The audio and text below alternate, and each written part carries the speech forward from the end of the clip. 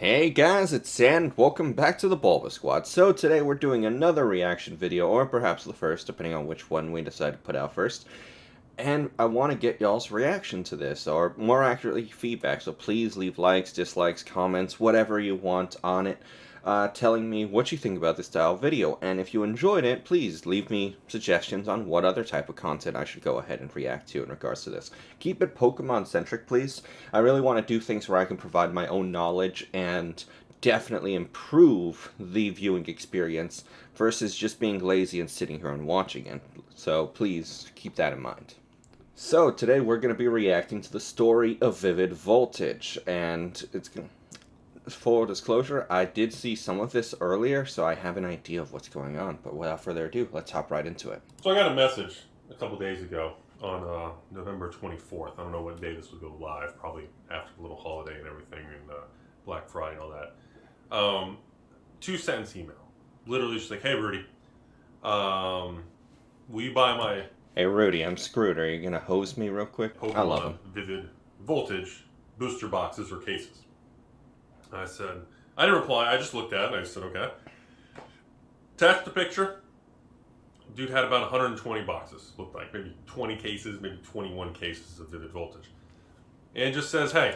Jesus. I mean, I really hope, I don't think Rudy ever specifies in this video. I really hope that this was not leveraged and this was actually just, this was just raw money. Because if it's hard money from his bank account, or maybe he did put it on credit cards and then he went ahead and just paid them off, then it's going to be a much different situation than if he has credit cards and the bill's coming due, in which case, man, as Rudy would put it, it's going to Pound Town. My cost basis is $200 a box. Would you be willing to buy them for like $180, $190 and pay my shipping or something? You know, typical, because he's been watching the channel. He knows how. So right there, I do want to say that Rudy's being really nice with the way he's kind of denying the guy. Because I'm going to pull it up right here real quick. As you can tell on eBay, that is not the price of a Vivid Voltage booster box. It hasn't been the price of one for actually a good minute. Unless if Rudy received this email a couple months ago, maybe like 5-6 months ago, it has not been in the 180s, 190s price range. So if he wanted to sell to Rudy at this point in time, he'd probably have to offer them for like $100 or something like that, and that is a 50% loss. And that's if Rudy decides to actually pay for this dude's shipping. So man, that's rough. All of these items have dropped significantly in value. Obviously, he bought these things probably in the last few months before the Pokemon bear market. Chuck Norris just So I am surprised that people, for whatever reason, are calling this like the new Pokemon bear market or something like that, even though, or like the tank or crash, whatever they want to call it, even though it's not really new. Like Vivid Voltage and Darkness Ablaze and all that is, I think next year it all goes out of rotation. So going based off of that, it's kind of getting old. And I still think it's weird how people reacted with such shock that all this stuff was getting reprinted, even though like everyone was saying that it would get reprinted. They knew that it would, and you can't tell me that we didn't know it would, because we know for a fact that if it's within rotation, they'll reprint it if the price gets too high. And I don't think anyone's going to argue with me and tell me that almost $300 a box for Vivid Voltage or $180 a box for Darkness Ablaze, which is just a year old, is too high. It should never be a situation where a box appreciates 60%, with, in Darkness Ablaze's case, actually more accurate. Yes, just about 60%, maybe 80% depending on where you bought. And then Vivid Voltage is a situation of like a 3 or 4x. Like that should never ever happen. So it's still so strange to me that people were so surprised by it. So maybe this individual had thought getting his cost basis at that 195, 200 range, being 20% below market at 230, 240's market, he thought he had a good buffer, Kind of like the Rudy opinion when I was buying, just tons of sealed cases of Monarch from the public at the $200 a box for Monarch. I thought with Monarch at 250, I didn't think there was any risk of, I had enough buffer if the market in that falling knife continued to cut me. Well, I was wrong, just like this individual was wrong. Well, I don't want to make the video about Monarch and how much I lost on that. But the point is, you have...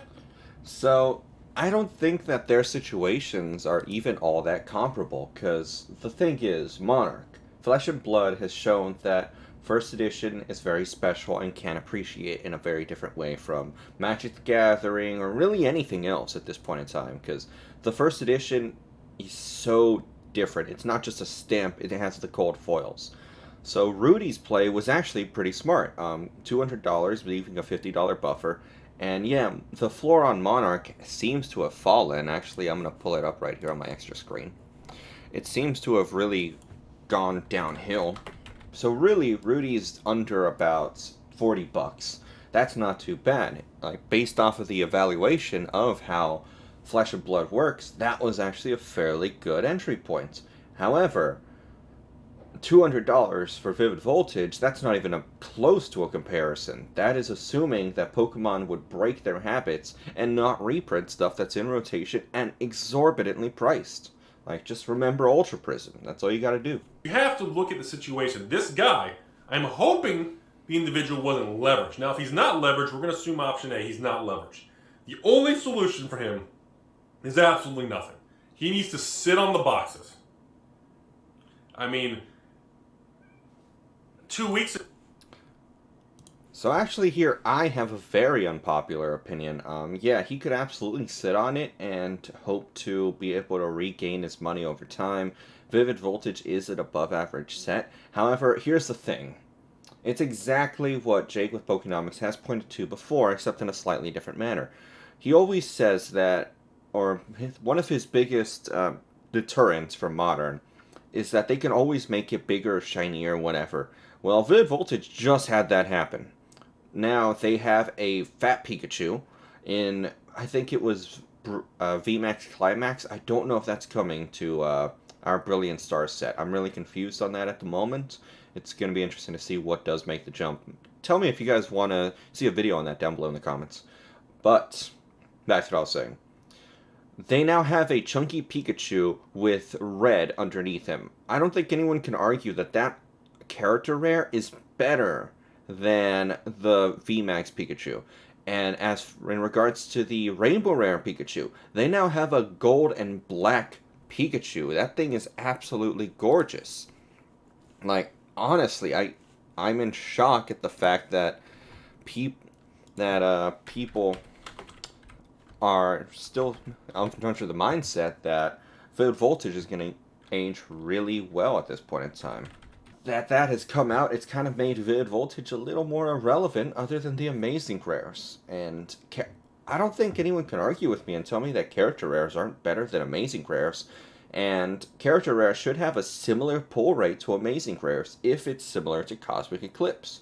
So this is going to be really interesting to see. And back to my unpopular opinion, I honestly think if he were to sell it, even at the loss, and he decided to reinvest it somewhere that he knew was going to be good, have nice steady returns, it might actually outpace whatever Pokemon's going to do and carry with it less risk. Obviously, that means you're solidifying the fact that you lost your metaphorical, but you know what I mean. But it means that you're at least going to be able to recover some of that money via other investments, and you're never going to let that lesson go to waste. Like, that's the true loss in whenever you have one of these moments. It's if you let the lesson go to waste. So that's my unpopular opinion. I know some people are going to absolutely want to crucify me for saying realize the loss and go somewhere else, but it doesn't feel good, but it's sometimes the best option if you know where else to put it. Ago, I got another, I don't know if there's another wave, I don't know if there's a restock, but Distributors sold me a couple cases of Vivid Voltage. Now, their even distribution pricing on Vivid Voltage was inflated. I had to pay like $95 a box for Vivid Voltage from a distributor. And of course, Vivid Voltage on the market now is like, what? Yeah, Distributors are the real thieves at this point in time. Mason Cardinal Gaiman did tell me that he had to pay $90 for Darkness Ablaze. Like, seriously? Darkness Ablaze? That's also collapsing in on itself. Why? 105? 110? So I couldn't even sell it, pay fees or shipping. I couldn't even make any money at it. Okay? And I've only got like And Rudy, with his Timmy Army, can't even profiteer off of it. Just imagine what the... God, these distributors are just the worst right now. you have to be able to accept that if you want these upside potential, you need to have exposure to the upside. And by having exposure, just like equities on Wall Street, if you want that upside exposure and that inflation, blah, blah, blah, protection long term, you have to be able to accept that things can drop in price. Yeah, but there's a difference in between accepting that things can drop in price and just not doing your homework. Honestly, all right? It's kind of like Rudy back in 2017, 2017, 18, 16. It's somewhere in that range. Where Rudy, yes, he did have a lot of knowledge in TCG from MTG, but what ended up happening is he came in way too overconfident and then just got burned bad and threw a tantrum and threw it all in the bathroom. So in that situation, it's the same thing as right here. They didn't do their due diligence, and it's not a situation of accepting, oh, it can go down. It's, I'm sorry, you were just plain stupid. You shouldn't have done that. You should never play in a market that you don't understand. Ever. And if you don't understand, it's alright, take a step back. There's always money to be made somewhere else. And then just play it smarter. Learn more. Do your due diligence. Like, God, don't just hop in. It's like I said in that video, patience does not justify stupidity. I've seen people do too many disputes on TCG Player. TCG Player just bans them for life. I've seen the same thing with eBay, and some people, well, I don't need it anyways, and they try talking about TCG Player and all that, essentially kamikazing your account. You guys remember those videos Rudy was putting out about those eBay sellers who, what were they doing? I think they were selling Modern Horizon and other various MTG booster boxes for way below market and selling hundreds of them just so that they can take the money and run and kamikaze the account. Oh man, that was a wild time. The individual's in a situation where the market went down. The market went down. It's not his fault. It's not Vivid Voltage's fault. This is the ebbs and flows of market. This is normal. And I know to probably over 50% of the viewers in this channel, in the Rudy Timmy Empire, Hose Town, Pound Town bus, whatever, this is something that feels new and different because the last 2 years, everything only went up. You cannot sell when you're scared and emotional. You cannot behave that way. You are going to regret those decisions. In the short term, that is what we're wired to do. The fight or flight, the safety thing. This is normal behavior. This is how Man, I so disagree with Rudy. It's just weighing your reward, or just weighing the rewards, really, at this point in time. It's, again, you don't know when the market is going to come back in Pokemon. Pokemon is a completely speculative asset with no true underlying value. It's just cardboard. We can argue all day long, oh, it's the biggest IP in the world, then tell me, where's the Star Wars TCG that's worth billions and billions of dollars? Like, seriously, tell me, why did Dragon Ball fail repeatedly and so did Digimon? Like, you can't make the argument that that would happen, or that the simply being a big brand is going to keep it alive, whereas a real stock, real equity, you know that there's some underlying value, and you can still make educated decisions. Sometimes just taking the loss and trying to recoup it somewhere else that's going to have more definitive returns, that's just going to be a better play. Vivid Voltage is always going to be there. You could always buy back in if you truly think it's going to be just fine. But the thing is, you don't know how long it's going to take for it to appreciate. People can argue all day long saying, well, history has shown that this happened, but you got to discount all of 2020, and even to an extent you have to discount 2017, 2018, because prior to that, Pokemon market was super different. So it's just a difficult thing to see what needs to happen, because theoretically, if this guy somehow gets this back up to $200, he's still negative. He has to, at the very least, make it to about, let's just value the booster box ship at $8. 208 tax, we're just going to add an extra $15. So $223. And then eBay's going to take their cut. So they have to hit somewhere in the vicinity of about $230, $240 before he can actually start breaking even. Are you serious? You see what I'm talking about, right? Humans are wired. If you're losing money, you're like, oh, I gotta stop the loss. How do I break even? Do I double down? What do I? This is normal behavior. I see in everything: crypto, collectibles, stocks, bonds, real estate. I've seen people buy, houses or apartments or condos or and the market price drops 10-20%. They freak out. Do I buy another house and average it down, or do I lower? But that's a real asset. This is cardboard, damn it. The odds of the market being higher priced than today becomes a higher and higher degree of the confidence level increases exponentially the further you stretch the line. And this exact analogy can be applied to Pokemon. Hell no, you can't do the exact same analogy. So, first and foremost, we must establish this. Pokemon, or all collectibles, and then the stock market are inverse in how they behave. So, the stock market, exactly like he said, you cannot predict what's going to happen tomorrow, in the next month, next few months. But in 10 years, it's exactly what he said. In 10 years, do you really think Amazon's going to go anywhere? It's probably still... I would imagine it's going to get a bigger market share. I think it'll be worth more because it's just such a powerhouse. But that is not the same thing with Pokemon. In 10 years, or just any collectible specifically, in 10 years, do I think it's going to be around? Well, yes, I want to say it's going to be around, but in truth, what can happen? Well, suddenly people no longer want hard collectibles. Entire market shift. Is this that out of the realm of possibility? No, VR is advancing. People are really trying to push up different things out there. It could completely change it, and people don't want cards anymore. 2, people could simply not want to use Pokemon as an investment avenue. So the real investing in Pokemon, the real speculative moments, started back in Pokemon Go. That's when people actually started looking at it as an investment. The moment speculators come into the market, it starts to shift the demand, because now they start to pad it. So, with all that being said, if one day suddenly everyone decides, you know what, I'm not going to invest into Pokemon anymore, it's not a good investment, well, then you lose all the speculators, and suddenly the demand falls through, or the prices start to fall through, as speculators are no longer helping to inflate these markets by keeping product off the shelves, or more accurately off of eBay, keeping those prices higher up because they think rarity increases the prices. But in turn, short term, you can very well predict what's going to happen. Within 2 years, I can tell you what sets are going to go out of rotation, and at that point in time, the supply should pretty much be finite.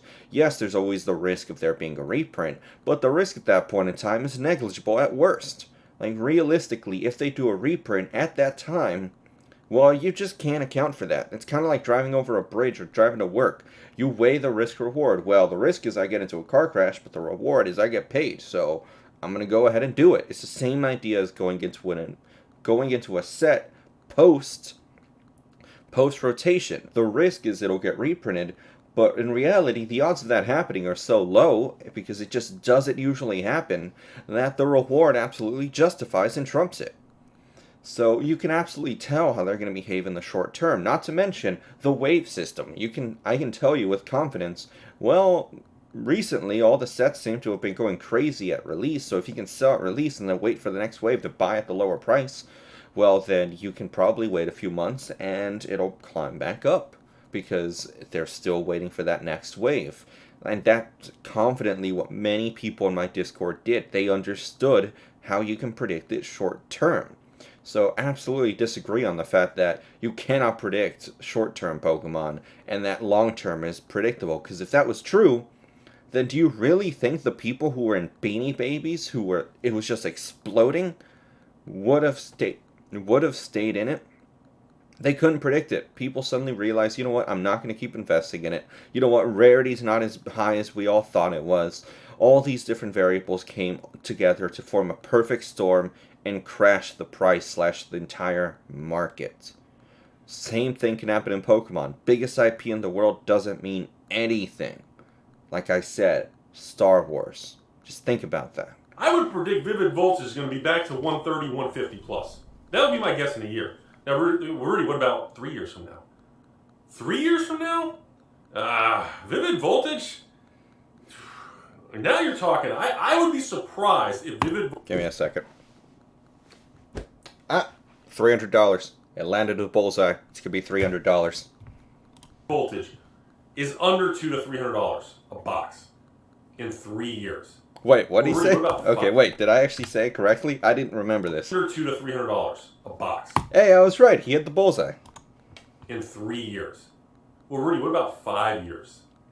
In 5 years, I would be shocked if Vivid Voltage is under $300 to $400 a box. Do you see what's happening? The more I look, the more you stretch that and then you curve that line of everything. What data are you using, Rudy? That's what you said with everything that was in the bathroom, and short of the pandemic happening, unless if, please don't tell me you got COVID like 23 hidden somewhere away, you're not going to be able to cause another catalyst that's going to do any way, shape, or form the same impact of what happened. Just it's, oh my God, $400 in how long did he say? 5 years? Well, the thing is, I'm just going to point to Legendary Collection. From release up until 2016, Legendary Collection was $300. Think about that. $300. Over a decade of waiting. And only $300. Yeah, it's kind of good returns, but again, you have to compare it to the S&P, and you got all the fees, the shipping, everything that's tied up in it. And like I say, always, eBay, we're just going to use eBay as the standard. You decide to circumvent it and get hosed, well, congratulations. That's just one of the risks you took. And, man, these price predictions are wild, because we don't know how they're going to behave. I mean, next year, he said 130, 150. I could absolutely see that. Why? Next year it goes out of rotation. The moment it goes out of rotation, supply is finite, and real attrition on supply can actually begin, because no more supply will be injected into the market. So I could definitely agree with that. But beyond that, we don't know, because as we just said, the gold and black Pikachu has now made the rainbow rare kind of irrelevant. And then if you want to talk about the VMAX, well, we have the red and chunky Pikachu character rare from Brilliant Stars. The fact that we keep making things bigger and badder could very well just eclipse the previous ones. The more it's like, dude, there's no way. I mean, I've been in the Magic, I've been in this stuff long enough to know that even in Magic, when, already, War of the Spark was printed to oblivion, Guilds of Ravnica, Throne of Eldraine, all these things, Eldritch Moon, don't touch that stuff, Call it Dash, do Battle for Zendikar. I mean, the last time he brought his MTG knowledge into Pokemon, he lost a lot, and we got the bathroom. And don't you tell me the bathroom was a smart play. That was dumb luck. Because in 1, 3, 5 years, everything feels different. Everything's going to look different. The pricing, the market conditions. Oh, whoops. He's absolutely right. 1 to 3 years, things can feel very different. 1 year ago, Vivid Voltage was the best set in the Sword and Shield block. Now, Evolving Skies is one of the best sets in the Sword and Shield block. Now, Brilliant Stars just made Vivid Voltage irrelevant. Yeah, he's very right. Hell, I'm probably not going to be on YouTube in 5 years. I would be more surprised if... Don't go, Papa Rudy. We need you. And we're all so obsessed with this short term. Like, this guy bought Vivid Voltage at 200 because he probably saw it on the market at 220, 240. He said, I'm going in, baby. It's going to go to 300, 400. I'm going to win. And it didn't happen. Making a mistake is okay. Since when is it such a taboo thing to be wrong? Oh, God, you see that guy? Never. It's okay to make mistakes. It's not okay to be stupid. Like, I'm sorry. I'm not gonna sugarcoat it. That was just a plain stupid play. Like, if it was out of rotation and then it went down, and then suddenly a reprint came in and hit it, well, yeah, absolutely. No one can blame me for that. It's out of rotation. We would usually assume that's the safe zone, but Pokemon just absolutely changed everything on us last year, and the year before that even. Like, it's just insane what they did. But buying something in rotation, which we have solid evidence is gonna behave certain ways, well, then in that situation, what are you doing? Like, people can say, well, they announced it was out of print. Well, if we go back into Rudy's vault of videos, there's literally a video where he's talking about Roaring Skies, saying, well, the Pokemon Company just announced it was out of print, and then boom, they hit us with this reprint. Pokemon's word has no value anymore. What happened to that? Rudy, what happened to that? What happened to, like, did the Rudy fans never see that video? Like, out of print means nothing. Out of rotation means everything. So making that purchase in the midst of mania and just hoping it goes further up, that's the same idea as buying Dogecoin. You were gambling, you weren't investing. And if the gamble goes sideways on you or downwards, it goes bad, you have no one to blame but yourself. And the people who very much said, who were telling you, oh, you shouldn't do this because based off of everything we've seen, this is a bad play, and then you ignored them despite that, they have all the right in the world to kind of point and laugh if they feel like it. The only thing they don't have a right to do is really mock you if you actually take the lesson away. If you understand what you did wrong, you accept it, you really redo your knowledge, really learn and try to fix it, well, then no one can laugh at you in that situation because you took something away from it. Sometimes you can make all the right choices and still be wrong. This was not one of those times. In Rudy's case with Monarch, I feel that was one of the times. That's why the comparison cannot be made. Never talk to him. Never listen to that dude in the corner. He bought Vivid Voltage at 200, and now it dropped to 120. So clearly he doesn't know anything. Why? See, that's... So in that situation, you should absolutely not do that if the person took away the lesson. If he took away the lesson, then great. The more mistakes we make, the wiser we are. So in that case, talk to them. But if they are adamant that, I don't know what happened, there was nothing giving me data, well then in that situation, just leave Timmy in the corner. Don't talk to him. Okay, you can't be mad at this guy and call him a Timmy. You can't be mad at Pokemon. You can't be mad at XYZ.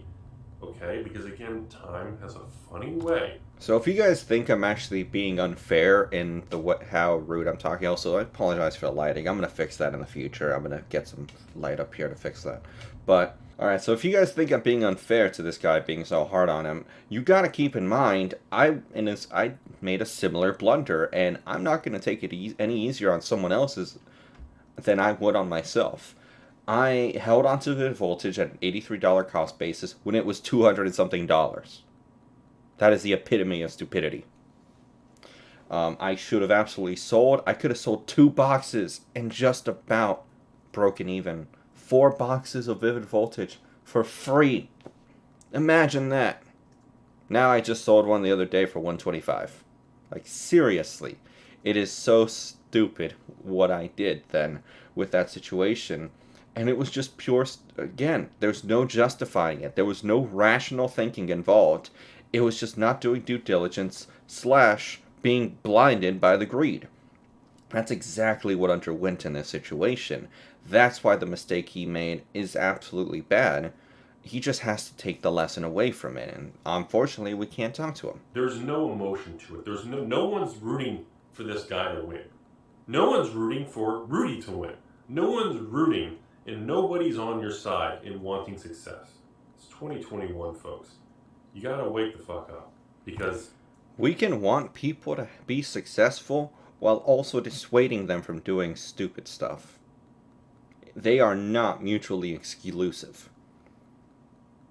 They are not mutually exclusive. You could absolutely try to dissuade someone and then absolutely chastise them for something stupid, just like I have chastised myself on that Vivid Voltage situation, and still want them to succeed. Hence why, as I said earlier in the video, sometimes it's better to just take the loss and then go somewhere else and make better gains if you know what you're doing. And if you can't do that, well then I hope you can somehow make your money back, because honestly, there's a little bit of greed behind that. If that dude makes his money back, I made plenty of money. So there's a little bit of greed in that. So I hope you win, man, because that means I win big. That right there was the best thing Rudy could have possibly said in this video. Yeah, did never bet the farm. In this situation, I hope the individual didn't bet the farm, because that's like $24,000 that were bet, essentially. And hopefully they're really well off, and they can take that and either hold on to it or sell some, whatever they want to do. Though it's very difficult to get anything from Rudy because he's so disconnected. The dude, he's already self-made. He can sit on all products and he'll be just fine because he has made so much money in other investments and has money coming in from other investments that he'll be just fine. Ordinary person really has to think about it differently. Either you have to sell because you just messed up bad and you know what, just take it on the chin with some pride, or you sit on it because you were smart and you did not bet the house. I hope it is the latter rather than the former. But the difference is, after you get something right, you get overly cocky and you take too much risk. After you get something wrong, you give up and feel like everything's against you and the world's a scam and I have bad luck. Everything's just, everything's just a scam. That's the difference, folks. It's mindset, it's perspective, and it's the ability to persevere and move forward no matter how people love you or hate you or judge you. I don't know where the hell this video is going, but I'm going to cut it off. I don't know what we're even talking about anymore. Alright guys, so that was the end of that video. Rudy's final thoughts, just essentially perseverance. Perseverance trumps all, and eventually you will succeed if you try hard enough, and I think he's very much correct. All people who ended up being successful, they just kept trying until eventually luck or the circumstances, whatever you want to call it, ended up being on their side and they got it right. And really, this guy, if he really wants to keep investing in Pokemon and keep doing it, he absolutely can. He just needs to keep learning, getting smarter, making better plays, and understanding that, just really get a grasp on how the market behaves. Don't go to these hype channels that are trying to sell you stuff or trying to grab views by making you believe you'll succeed if you just try again. No, you gotta go to channels that really get down and dirty with it and cover all of the nitty-gritty, all the boring garbage, and just tell you what you don't want to hear. That's what's really gonna help you navigate this market and find some modicum of I don't remember how to say the word, of success. So other than that, guys, just tell me, what did you guys think of this video? Did you agree with my takes? Did you guys think I was too harsh on the guy? Did you really enjoy this video? If you did, please just let me know through either a comment or a like on the video, and tell me, what would you guys like me to react to next? Either way, thank you guys for watching the video, and I'll see you guys next time. Bye, guys.